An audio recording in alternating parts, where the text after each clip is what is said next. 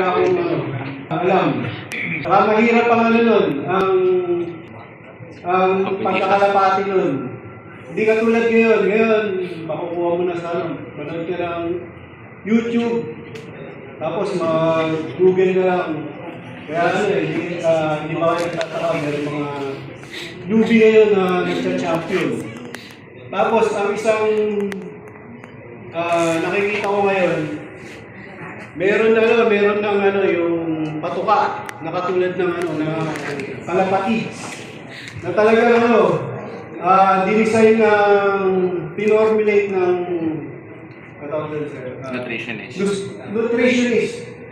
Kasi nga nung nag-uumpisa, talagang hula-hula lang yung mix na ginagawa ko. Ngayon, high-tech na. Talagang katulad ng kalapatis. Talagang pinag-aralan, bawat grains, bawat sukat ng patukaan, bawat sukat ng grains na pinaghalo-halo. Balansyado para sa ating mga alaga. So yun. Tapos, yung mga ganitong seminar, ang tip ko sa inyo, huwag nyo papalampasin.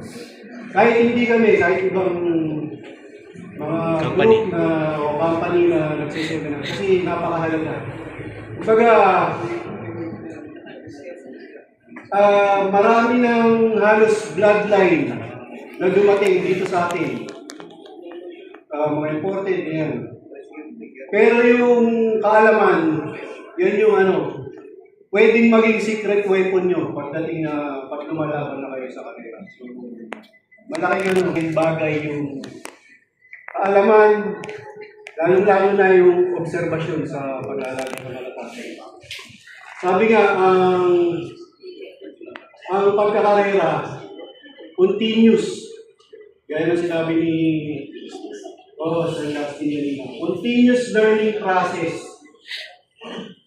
Pag sinabi mong alam mo na lahat, titigil na ako, baka yun na yung isa ng pagkatalo mo. Alam niyo bakit? Kasi nga, ikaw tumigil na yung kalaban mo, patuloy na nag-aaral. So yun.